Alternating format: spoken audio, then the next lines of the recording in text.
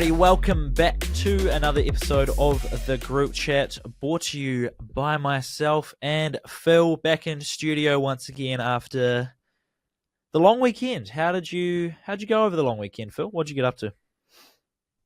Yeah, it's pretty good. Lots of sport, lots of 3 a.m. sport as well. I saw some rugby league, some rugby union, some UFC, some Premier League.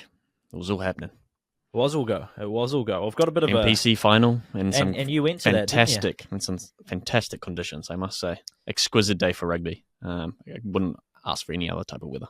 It was a great day for rugby, and there was not such a great day for cricket. But yeah, lots of rain over the long weekend down here. We also had the A-League as well. Phoenix have a win. Auckland FC steal a win. The Silver Ferns, they need to be drug tested because they are dominating Australia, which is something we haven't seen for a long time. The hot streak continues. So up the Silver Ferns. The Black Caps also have their first ever series win in India after winning the second test match as well. Unreal from the Black Caps. Not only get their first win in India for 12 years, first series win over there, and it's the first series India have lost at home since 2012 as well, I think. Or maybe even longer, but well, unreal. You mentioned the Premier League. I reckon that was one of the most upside-down Premier League match weeks we've had. Yeah. But we'll get to that. The Formula One is heating up. There's been, Liam Lawson in there. We're kind of taking a bit more notice of it. To talk about it a little bit more now. I've got a Kiwi presence in there. But yeah, some exchanges. The Mexican Grand Prix did not disappoint. And we had the Cox Plate run over the weekend, which was my highlight because I had money on Via Sistina to win. And I was at a 50th at some club rooms, and they had it on the big screen there, and we were all there cheering it on. I just put money on Via Sistina probably like 5 minutes before the race, along with some same race multis and stuff. But that was a great feeling. See everyone get home, sweat-free as well, because J Mac was too good, recording his 100th Group 1 win, his third Cox Plate on the trot. And what a story after falling off Via Sistina during the week. Indeed. To then grab the Cox Plate. So that was unreal. My same race multi at $46 nearly came through as well. I had Via Sistina to win, broadsiding top 3 and Kovalicia top 4. I think Kovalicia came 5th or 6th. So close, but not close enough. What was your weekend highlight? What was the highlight for you? It's probably the Got a lot to choose from, I reckon. Probably the NPC final. Yeah? Yeah. Well, you were in the corporate seats, weren't you? Up nice and warm. Getting food served to you, drinks served No, to you. Not quite. But we were under shelter. So very grateful. You stayed nice and warm, stayed dry. Yeah, almost too warm. I was like, can you open the windows up? I want to feel, the rain a little bit. Did you get outside at all? Did you pop down into the stands? No, it's completely closed off behind a window. Oh, so you couldn't get down? No, unfortunately. You almost wanted to hear the crowd a bit more. Did you stay after for the celebrations and everything? Okay. I was surprised how many people were just standing out and about for the award ceremony. Did it clear up while the game was on, or did it rain the full time? Because it looked like it may have cleared up a little bit, but sheesh, it looked wet. It was clear up until about 1 o'clock. I was like, we might get away with this. Because there was a lot of people not willing to come to the game because of the weather. Yeah. 1 p.m. it was still looking good, but by about 2:30 it started bucketing down. Yeah. And it was pretty constant, but it came and went.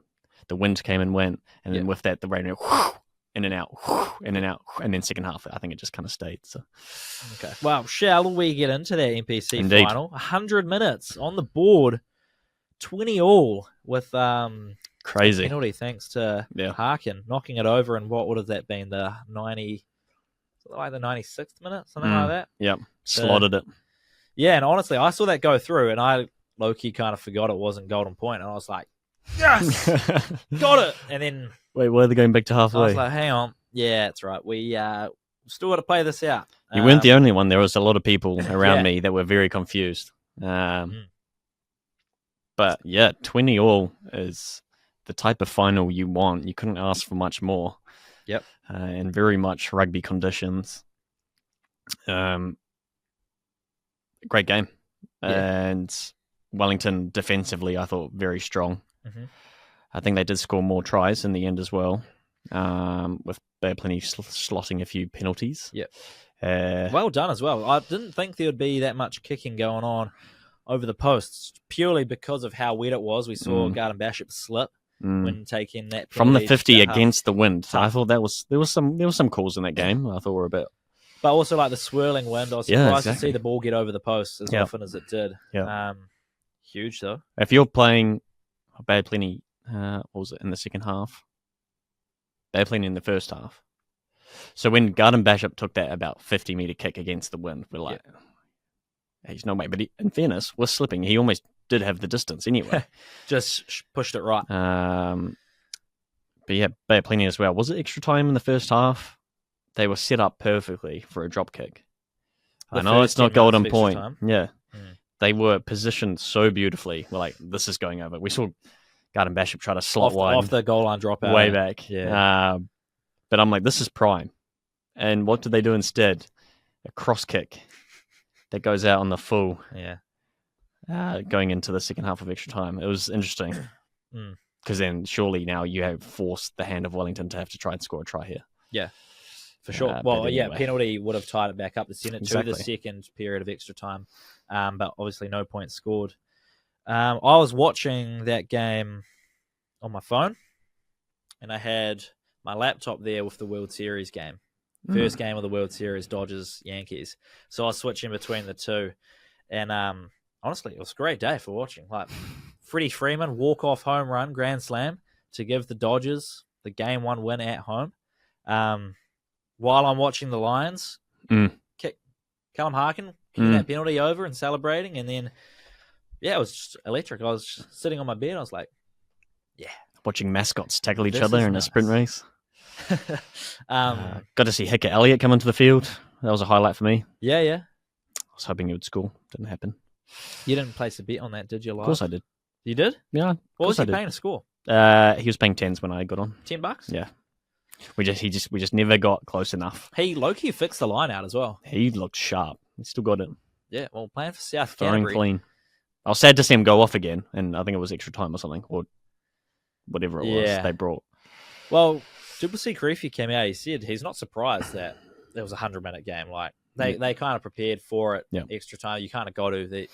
But he was like, I was not surprised at all to see the scores level at full time. But immensely proud of the boys, and wholly it couldn't have panned out any better for Jackson Garden-Bachop on his 100th game. Well, it could have. Imagine if he slots that conversion or slots that drop kick. But still, great game. But to win another premiership or NPC title, a final on your 100th game is unreal. And he wasn't even meant to be playing for the Lions this season, so it's what a year he's had to come back and do that for him and his family. Also, I did not realize, but the first player to bring up 100 games for the Lions since, do you know who? Oh, wow. Most notable was Tana Umaga, but there's probably someone before him, maybe. Like between Tana and Jackson? Tana was the last one. Oh, he was the last one. Yeah. Back in 2007, he brought up 100 games. No one else has been able to do it since. So, what's Nonu at? He must have been close. It's a great maybe question. 70s. But I think it's tough to reach 100 games in NPC. Yeah, it is. Yeah. Because, you've got to be consistently good enough not to be pushed out the way by the young guns coming through. Because it's a pathway system for the young guns to come through. But you also can't be absurdly good, because then you're going to get time taken away because you're playing for the All Blacks or you're playing higher honours. You have to be in that for a long run. You have to be there a long time. Yeah, and for the last guy to do it, Tana Umaga, and then Jackson Garden-Bachop to be in that circle, it's a good little circle for him to be involved in. Great circle. So that was bloody cool. I thought that was very cool, and everyone got around him. I believe they had a big celebration that carried on, obviously Saturday night, carried on through Sunday. I saw one of my mates yesterday, and he was not feeling to after celebrating with them all weekend. I'm sure. And bear in mind, this was 6 o'clock on Monday night. Wow. He was still feeling unwell. But yeah, NPC season done and dusted. Wellington, we are the champs. I did say that potentially would that be one of the greatest Lions teams of all time? Maybe when you throw Hickey Elliott in the mix. Could Especially with Hickey Elliott in the mix. But they didn't quite do the double like they did in 2022 when they won NPC and the Ranfurly Shield. That's probably up there. One of the that was a great season. The All Blacks, we went Lions, NPC into the All Blacks in Japan. Now, people weren't too sure what to expect out of them. Needed like a statement performance because Razor would have been almost feeling under the pump. Do you think they did that? You think they went out and answered some questions? What was the end score? 64 points to 19? Yeah. 64-19? Tell you what, great start to the game for the Japs. Yep. 14-12 at one point, and then after that charge down, the lock kicking it through as well. Insane try, but it got called back. You could see it live. It just did look like a knock on. Unfortunately, DMAC getting absolutely laid out. Yeah. But obviously making contact with the ball first, the defender. So Japan were looking very good early on. Yep. And then All Blacks did the All Blacks thing and proceeded to dominate and chuck 60 on them. So yeah. I think a sketchy start. You think, but very much. I think I was excited by that team. Yeah, the lineup, and that's the result fitting of an exciting team. I think. What did you make of D-Mac back in the 10 role?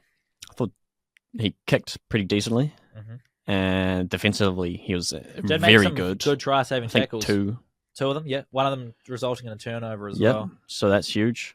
I still think just the way he runs the team on attack, like you see him, he gets the ball and there was that Patrick Tuipulotu try. Mm-hmm. He gets the ball out back and all he needs to do is just straighten up and give, because what he does is he gets it and he just drifts with the ball, drifts out towards the sideline, closing down any space. You skip the two guys straight out to Tuipulotu on the wing, which is fine. He running through guys to score the try. But if he just can straighten up, then you can go hands and we get the overlap, like we saw Proctor's try. Off the scrum, hands, overlap, back inside, try. Like, that's because we're running straight lines.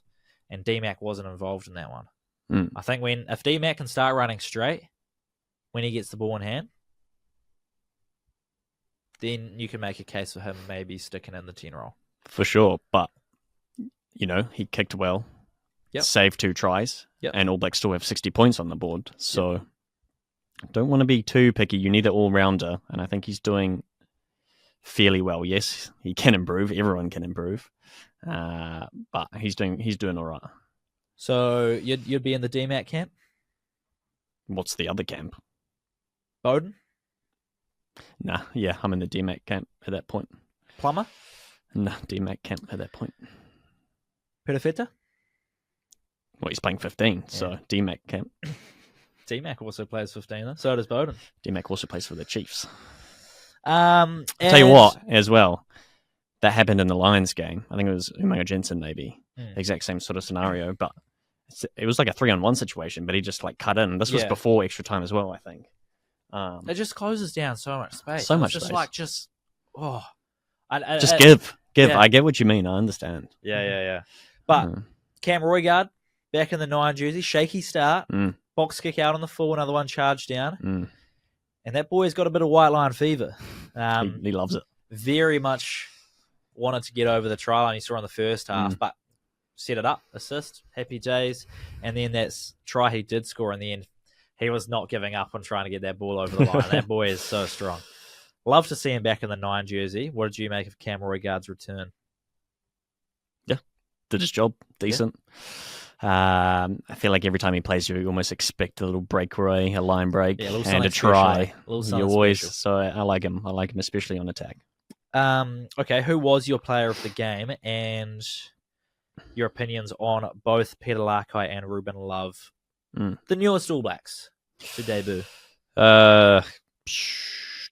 probably Wallace Atiti. Yep. I'm a big advocate. Strong runner. Yep. Probably the best supporting player in the game. Again. Yep. Always in and around the ball. Should you need an offload. He was taking lineouts, I saw. He's being lifted. Mm-hmm. He's a bit of an all-rounder, this guy. Yeah. And we spoke about him already during the championship. 22 years old. I think he's on track to sort of become a very highly capped All Black. I think a lot of people are liking him to win World Rugby's Breakthrough Player of the Year for this year, which... That would make sense. Strong case for it. I think also... hard to fault him. Finau. Great game as well on the other side. Yep. Skipper had a good game. First time leading them as well. Yep. Yeah. What was it? For Patrick Tuipulotu? Was it? Oh, I don't know. But either way, he had a good game. Yeah, for the first time. Yep. For the first time. Talea, some with strong runs. Lead with his actions, I'd say. Yeah, sorry, definitely. Talea. Oh, yeah. Some strong runs, bumping players. I think 3 players he bumped for his first Scoring try. the All Blacks' first try. Yeah. Okay, what about Peter Lakai and Ruben Love? Solid. I don't think anything like standout in particular. Yeah. Ruben Love obviously got 2 tries. Did well to get to the white line for the first one, and the second one was just a bit of luck. The second one baffled me. It was almost like there was just a glitch in the matrix of some sort because he's behind he hadn't run through the Japanese line. Yeah. And then all of a sudden, he's just like kind of doing a big U, and the ball just bounces onto his right hip, and he just picks it up and carries on his loop. And it was just like, what? How does this happen? But anyway, dotted down for 2 tries. Long time coming for Ruben Love as well. I think good to see him actually get on because he's been training with them all year. Didn't think he would be on the wing though. No, yeah. I did not expect that. I guess he's just showing how versatile he strong enough to be on that edge for sure. And Peter Lakai, good to see him get on. Definitely. Some good strong carries, looks good. Yeah. Someone who had some strong carries is Safu Moore. Holy, that boy can run. He can. Very strong. And also, who was it? The Japanese prop that just the ball came out of the breakdown on our defensive 22, and it just kind of like spat out. They passed it back to the prop. It's kind of just a no man's land. Gets it, and just like slow motion, just waltzes in between whoever was the A defender and the ruck. Just walks through and scores a try. How weird was that? There was just some weird moments in that game. That was odd. Also, I thought actually their discipline was a lot better. Yeah. No cards to be seen. Good. Much unlike the championship. So, a big improvement. Nice. Well, we got to keep improving because we've got England this Sunday morning. Do you think we'll see a similar squad / starting 15 to what we saw this week, or more to what we sort of saw in the rugby championship? I would like a similar one to this week, I think. I think there will be changes. Yep. But I think it will be more so similar. Nice. And I'd like to see them sticking with this sort of team that we're running, and just go out there and see what a younger core can do. I think, obviously, Razor needs to win games, so he'll be conscious of that. He doesn't want to experiment too much. Yeah, I think there's a balance there. So, yeah, I think it's just much more fun to watch these boys go out and play, like the squad that went out on Saturday. What are the Springboks doing? Are they going? What does their end of year plans look like? They have a squad picked. I know Willemse just got an injury of his groin, so he's been pulled out. There's a new 10/15 coming into the mix to get his debut. Yep. Not 100% sure when they play. Okay. Or who, but I know a squad has definitely been picked. Nice. Alrighty. Well, we can cover that. Scotland on Monday. Whoa. There you go. 10+5. So they're doing a Northern tour. It would seem like it. Scotland, England, Wales. Just 3 games? Yes.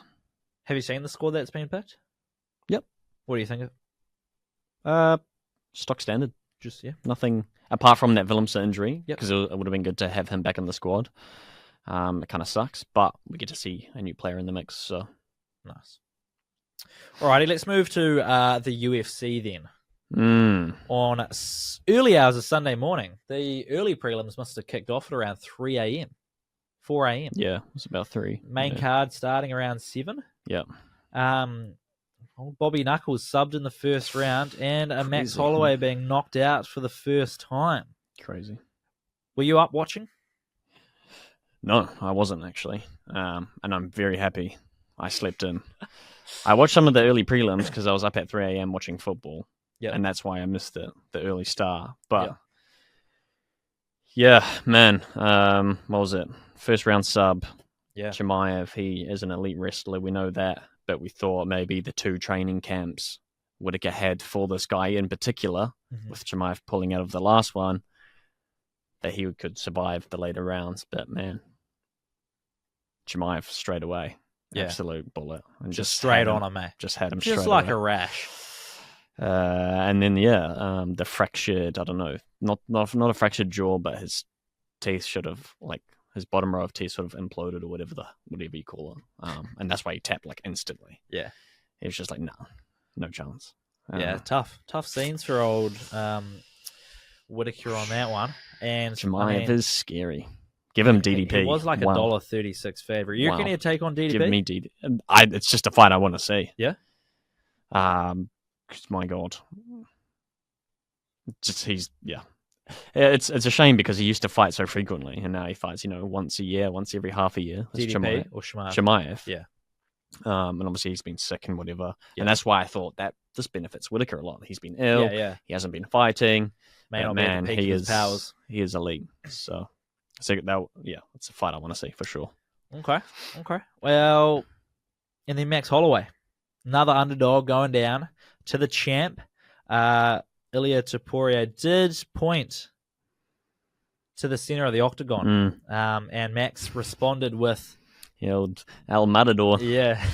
Come on, run through. Yeah, that was funny. But no, nothing coming of that. And then old Max getting slept. Round 3. We talked about it, well, with your bet. Yep. And I says, like, if Topuria wins this, it's going to have to be by knockout. Yep. And he did. That is left hook. So much power. Yeah, well, just when you're talking about strength. someone who's never been knocked out before, yep. you got to have some serious power and firepower. Yep. And the champ has just that. Yeah, no doubt about it now. Did look very good. No doubt about it. So what do you think is next for Topuria? It's Volk. It's got to be Volk in Sydney in Feb. They got to run it back. Dana White owes Volkanovski for saving a fair too many cards. He has said that he owes him that fight. So I think that's what happens next in Sydney. Nice. February 12th. Sydney. UFC 312. Or is it February 9th? 312. 312, maybe on the 9th of Feb. Something like that. Should we go? I'd love to go. Yeah. Free tickets, please. Please. We could go and, just like we did for the Nika stuff, go and set up a pod after the press conference, see if we get Dana White on. No. Izzy would probably be there. Navajo would probably be there. Those guys are all... Probably going to be fighting. You reckon so he's going to fight December. If it goes well, yeah, could turn around and fight in Feb. There'll be a few city kickboxing, I reckon, in Sydney, at least. That'd be electric. So why not? Well, I'd be definitely doing something for that. Surely. Yeah. Nice. Okay. Anything else to add on the UFC, or shall we? Well, the only positive was going 1 from 3 on that. Ankle Live by decision. But yeah, upsetting. You did say how tough a card it was to pick. Yeah, on a betting front, like very hard. Yeah, they're $3 underdogs, $1.30 favorites, but like it felt closer than that. And also, betting on $1.30 favorites just doesn't feel like it's too up your alley. Alrighty. Well, big news in the football world. Yep. Ballon d'Or presentation today. Real Madrid boycotting it after Vinny was informed that he would not be winning. So they didn't boycott it because they lost 4-0 to Barcelona. You'd think so. Yeah. Just checking. Ancelotti also said that the score of that does not reflect how the game played out, with his eyebrow raised. Yeah, 4-0, battering. Yamal doing the The calm down celebration as Your well. Miles goal was crazy. Dog. Great goal. But no, they boycotted. No one from Real Madrid attended the event in Paris. That's almost worse. I think it's like, hey, we're embarrassed because we got battered 4-0. We need to regroup as a team. You go, no, we're not winning, so we're not showing up. Yeah. Cry about it. Yep. So Vinny informed there's been a big uproar about it. And then also, like, obviously there's come two sides of it. People saying last year Haaland applauded and accepted and was high praise of Messi, despite him probably arguably being robbed of the Ballon d'Or. Yep. Where was Vinny to do the same? Yep. And Rodri, who did win the Ballon d'Or, very deserving. So well done to Rodri. He had to go up there. I think who helped him? Who helped him up? Someone helped him up. Yep. On stage. One of his City teammates helped him up on stage with the crutches. Got the Ballon d'Or presented out of the Louis Vuitton case, naturally being in Paris. So, yeah. But that's not just the only big news. Erik ten Hag out after a 2-1 loss to West Ham. And arguably, you should have been up 4-0 in the first half. Probably. Yeah, 3 or 4-0 at least. Is that just the final straw for Ten Hag? Like, was that the last thing that broke the donkey's back? Or do you think he was gone, regardless of the result this week? I think he was always gone at some point, but I didn't think it would happen now. I thought they would have waited till post-Christmas at least. Give it till January? Yeah. I can't say that loss is the reason because it wasn't his fault. We should have been up 3-0. Yeah. You got players there that are getting into these spots. We talk about it every week almost now. Garnacho, Dello. Garnacho hitting the post, Dello getting into a great position after dinking it over the goalkeeper. Yeah. And then deciding that, oh no, I'm a defender, so I must clear the ball, not shoot for goal. So it was like he was clearing the ball for West Ham. Genuinely. That's what it looked like. It looked like a clearance when it's open. Wildness. Fernandes missing a pretty great header chance or header opportunity. Yep. In saying that, Fabianski, great return. The 38-year-old veteran in goal. Had some insane saves, but we should be 3-0 up there. Yeah. None of that. Doubt. None of that is on Ten Hag. The penalty, not on Ten Hag. Also, arguably shouldn't have been awarded. I don't know if you saw it, but it was absolutely shocking. Referee said no. Yeah. Then goes to VAR for 8 minutes. Yeah. And then goes, I guess I have to give this now. Okay. It's not conclusive, so you can't give it. Don't find VAR, something. The penalties, just refereeing in general is just... And also, what was it? Danny Ing also like handballed it before. Anyway, whatever. And that shouldn't have mattered. That penalty should not have mattered because, we should be exactly 3-2 anyway. But yeah, obviously 14th position for Man United is not good. Remove the 1 in front of the 4. That's where we should be. We should be top 4 every season. It's a big ask. Top 4. All small club. Doesn't matter.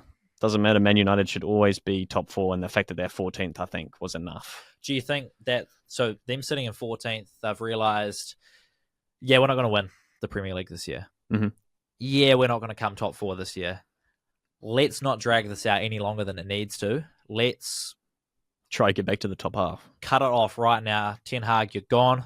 Let's get someone in. Let's see if we can somewhat save this season. Which is interesting. We're 9 weeks in. Why cut him 9 weeks in? Are they already giving up on the season? They're not going to come. With Ten Hag, I don't think they're getting top 4.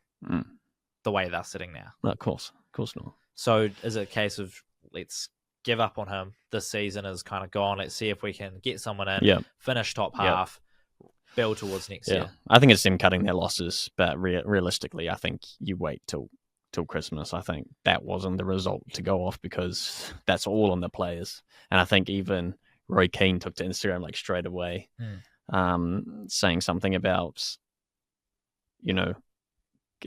good teams have good coaches that make their players accountable, and then great teams is when players make each other accountable. Yes. And it's very clear that for a long time, the players. But that's always the case in football. Managers always get the flack. Yeah. And I think just being 14th is unacceptable for a club of that stature. So they have to do something at that point, which sucks. But yeah. Can't be losing. Do you think what would the benefit of keeping him in until January do for United? I think it just gives a bit of breathing room for the club to focus on the manager that they really want. You come ahead of a transfer window. Yeah. You give players more opportunity to show themselves. And if they haven't by that window, well, goodbye. Yeah. Spend 100 mil on Anthony. I don't think he's done anything yet. Nope. Mason Mount's still sitting on a number 7 jersey, doesn't get played. Yeah. So I think it was just a bit of breathing room. But again, 14th just doesn't look great. So maybe it's a bit of a panic. See what Van Nistelrooy can do as interim and try get maybe like Xavi or... Yeah, so who have you got? Who would you like to see come in? And then who do you think's the most likely? Because I've seen a few things about Southgate coming in. I would hate that. I think that is the worst decision ever. And it wouldn't make sense. Rather just keep Van Nistelrooy being interim. I'm sure he'll be just as good, if not better. That's what I mean by sitting down and actually thinking about who is the right person to get in, to get the players' minds right. It's not about coaching now anymore. There's so many other people involved. There's a whole hierarchy of who gets players in, yada, yada.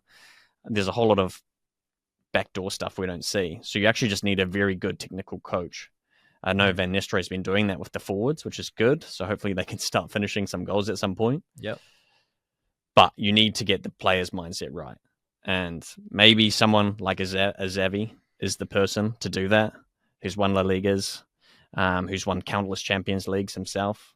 He has that experience. He knows what winning mentality is. He knows what mindset a player should have. Yeah. Being at a club like Barcelona, it's a big club. What about, you see Iniesta's been attending coaching courses? Oh, really? Interesting. Maybe a bit too early doors for him. Could be his proving grounds, go save United as a new coach, come in. Because realistically, who's going to teach Iniesta something about football? That guy knows everything about football. Yeah. But this guy could come in, could do exactly what's been done over at Barcelona, implement that to United, get them to 6. Say 6 would be a good result. Yep. Iniesta then solidifies himself as a good coach right off the get-go. That's a lot of pressure for someone. I reckon he'd love the pressure. I don't know. Have you seen Man United fans? It's a lot. Have you seen the media and how they treat Man United? It's too big of a club, I think. But if you can turn them around, you're going to get praised. Mm-hmm. They're going to love you. Big can. So yeah, I think Xavi, or they've been talking about the sporting manager. Yeah, what's his name? It eludes me. But he's won 2 seasons with Sporting now, in the space of 3 seasons. He also spent time under Mourinho while he was at United, doing like placement or performance analysis or something. Is what he was doing under Mourinho. So that's been a buzzword. It's a bit of a surprise to me, but I can understand it. Ruben Amorim is his name. I like Xavi. He's got good experience. He's got La Liga experience coaching Barcelona. Is he wanting to leave Barcelona? Is that he's free? Oh, he is free. So there was that whole messy scenario where he's like, "I've extended," and then I was like, "Oh no, now I need to leave this club." And then he was like, "No, I'll see out my contract." And then Barcelona, whoever dude, he was like, "Nah, I'm getting rid of you." Interesting. But Barcelona was a mess at that stage. Yeah. But the fact that he has, won with Barcelona, he also won the league with the team in, was it Qatar that he coached? So there's a bit of proof in the pudding there. He's got a decent win rate of like 64, 67%. Yep. I think Ten Hag's sitting around 52%. So I kind of like it. He's proved himself in 2 different leagues, and we talk about, how successful he was as a player as well. So he knows what it takes to get to the top and be on the top. So, yeah, Xavi for me is my preference. And get him in when? ASAP? January? Next year? January is next year? I think whenever he's ready. Okay. We've got Chelsea next. Let's not get him in before that game. But could get him in. Could turn them around. Beat Chelsea. Nah. Because like that's what could happen, like what does a manager do in like 3 days? Like realistically, what? Nothing. You can't do anything. Put out a different 11, play guys differently, and I don't know, players might want to play for a different manager. Like there might be more. Say if Xavi was your coach, you'd be like, yo, this guy is a G. Screw Ten Hag, that guy screwed me over. If he puts me on the pitch, like I'm gonna play football, but I'm not gonna try win the game for him. I'm gonna try win the game for the club because I like the club. But Xavi, the coach, he comes in. Let's be like, okay, I really want to do well for him. Mm-hmm. I'm going to go out there. He goes into the game with a better mindset, plays better, scores that goal that Garnacho would probably miss because Garnacho would miss it. I don't know. That's just a mindset that could change like that. Yeah, well, the fact that they've sacked Erik now, I think, before Christmas, before the next transfer window, give them time now to start thinking. I'm sure they've probably already signed someone or having talks with someone right now. Give them time, look at how the team is, see what they want to do with the team, talk to the managers, the coaches, sorry. And in the meantime, Van Nistelrooy can see it out, see the year out until Christmas, come in, transfer window, bam, start fresh. But yeah, I just think you talk about, getting him in now to turn around and play Chelsea in 3 days. What changes when you have these players getting into good opportunities anyway? We're winning the ball, we have the possession, we have all the shots, and we just don't have the shots on target.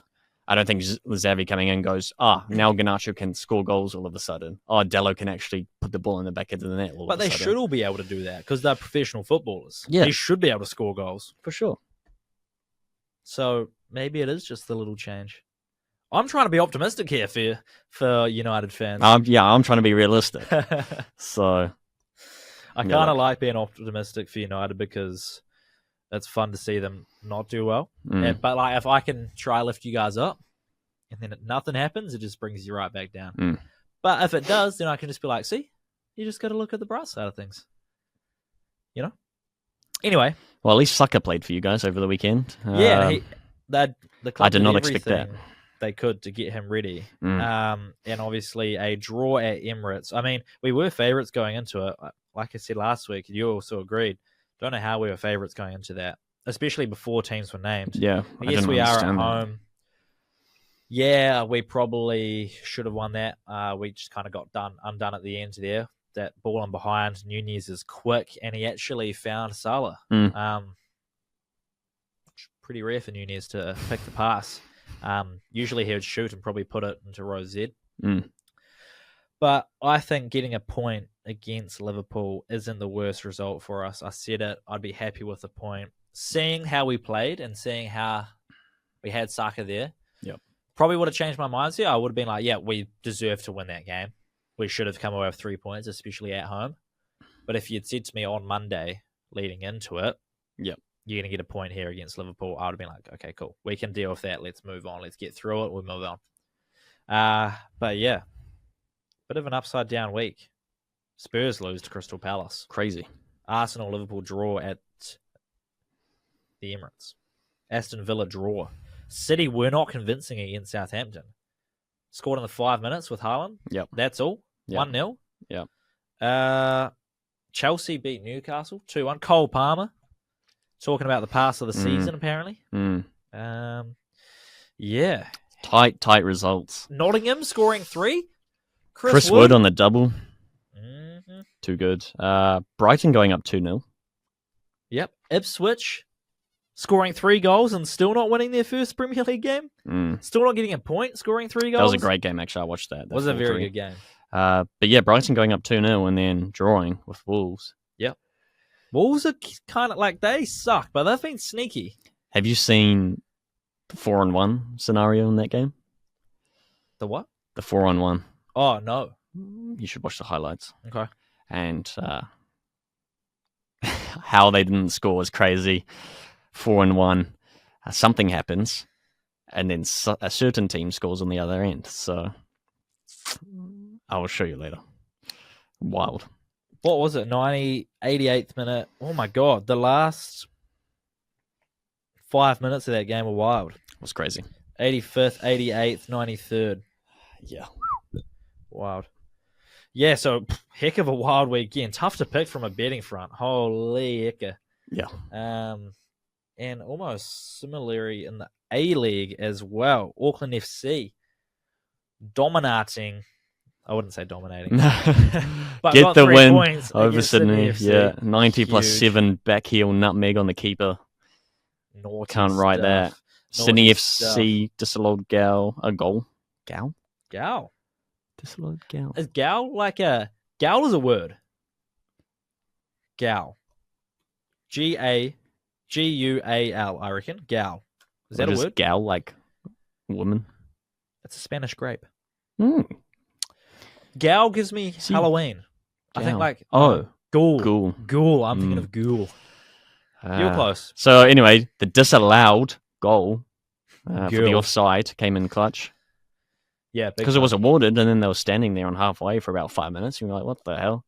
Also, great to see VAR in the A-League. Fantastic. Because when we were up at that game, I was looking for the VAR, and I couldn't see it. So I wasn't sure. I'm pretty sure I knew it was there, but I just couldn't see it at Mount Smart Go Media Stadium. Unlike Man United, I would love VAR to not be in that game. Next, much expected win, 2-0 over Perth. Glory. Yep. Some great balls into the box. Not too much in it, really, though, outside of that. No, I was just about to say the travel from Perth, because it is a long hike to get here from Perth. But then it also reminded me, Sydney had their midweek game, 20-hour round trip back home, then to Auckland. I reckon that paid dividends for Auckland here. But yeah, Auckland FC, top of the table. Yep. Nixon's Phoenix, second, ahead of the first ever Kiwi Classico. You wouldn't read about it. It's fantastic. How good. New Zealand on top. We shall be there this Saturday in what is looking to be another wet weekend. But no doubt,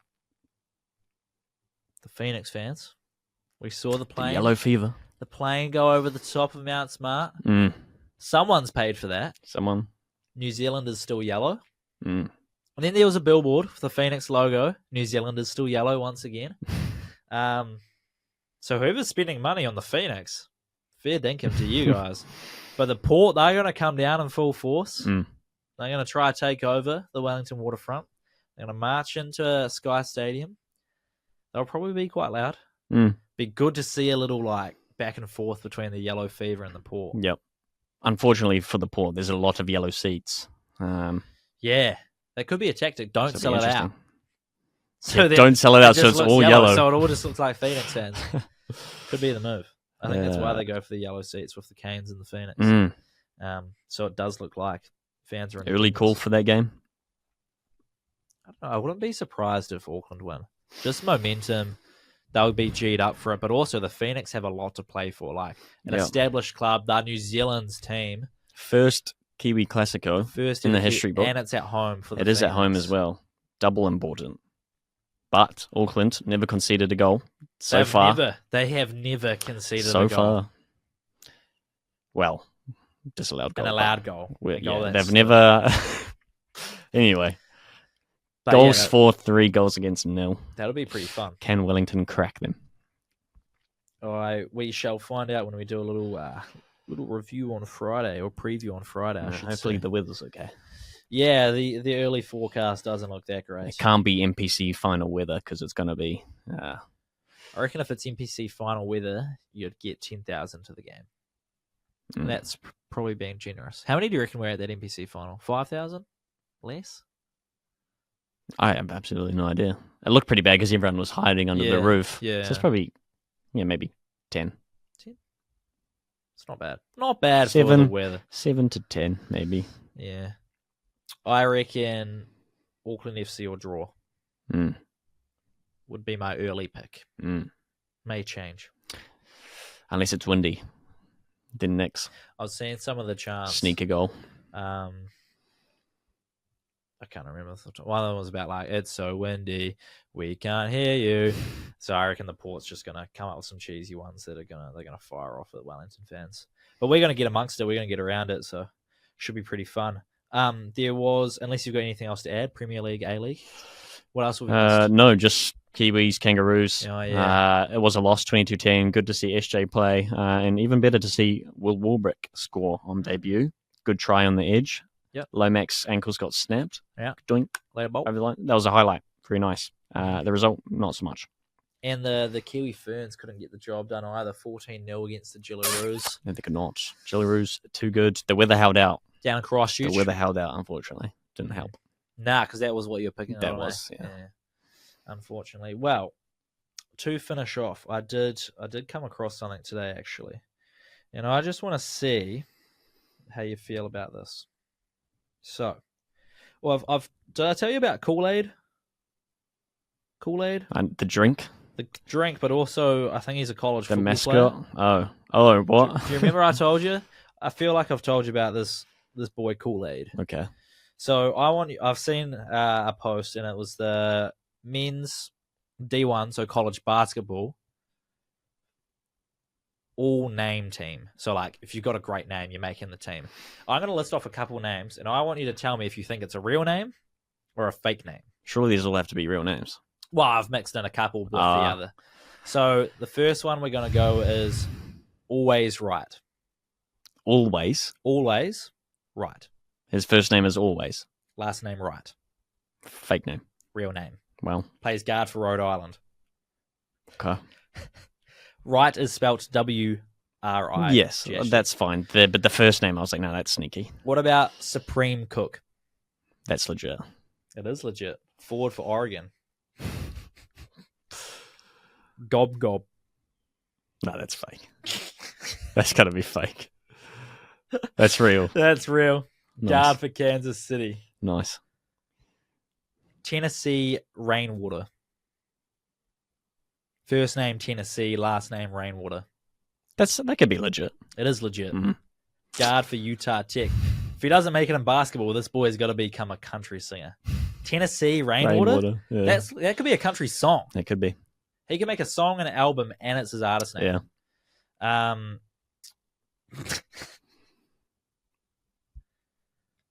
Drizzy James.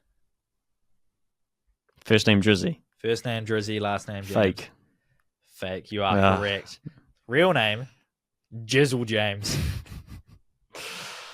Jizzle James. How about Fat Brooks? Fat Brooks. Real. Yep. How would you spell Fat? P-H-A-T. Yep. Double it down, though. P-H-A-T. P-H-A-T. Brooks. Churchill Bounds. You know Churchill Downs? The racetrack in Kentucky where they do the Kentucky Derby? Yeah. How about Churchill Bounds? Bounds. Seems legit. Yeah, legit. Ford at Wagner. There's some pretty crazy... Didn't they do something similar for the NFL as well? Yeah. Or... Yeah, was it college football? College football was Kool-Aid. Oh, no, he got drafted. Oh, Kool-Aid, right. Kool-Aid. Yeah. What about Tony? Yeah. I'm sure there's someone called Tony. If you get Gob, you get Tony. So Tony, T-O-N-Y. Tony, T-O-N-E-Y. Oh, God. Tony. Puff Johnson? Legit. Yeah. I think his real name's... Oh, no, maybe it's his brother, Cam. Plays in the NBA. Cam Johnson.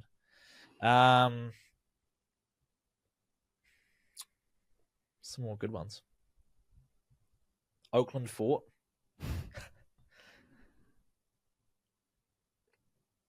George Washington the Third. Wow. Status. It's a good name. Moses Hips. Sir Muhammad.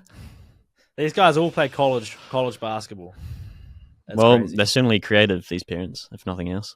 Faux Boy King. It sounds like a YouTuber. Some of these are like characters from like fantasy movies or like video games. Caillou. That's Sinat. Yeah. That's legit. Yeah. That is legit. Always Right is crazy. Always Right was a crazy Gob one. is crazy.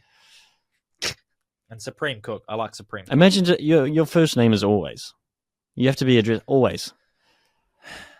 Sup, Always? What's up, Always? How many sentences involve Always? And you just think, oh, are you talking about me? No. Oh, yeah. Your Twitch would be unreal because you'd just be like, Always? Always. I wonder how they say it. Or like a nickname. Mm. What would your nickname for always be? Al. True. Al. Or? Waze? Wazy. What's up, Wazy? Yeah, I like that. That sounds American too. Mm. What's up, Wazy? Mm. What's up, Wazy? Always right. Also, Yes. if your name was always right, you can just be like, well, I can't be wrong. Like, I'm legit always right. Damn. Crazy. I kind of like it. Who do you think you are? Always right. Who do you think you are? What do you mean? Always. I'm just always right. Don't come at me. I'm always right. That's all I've got. You got anything else? Nope. Thanks for listening. We shall see you on Friday for a preview of this week's sport. Big. See you then.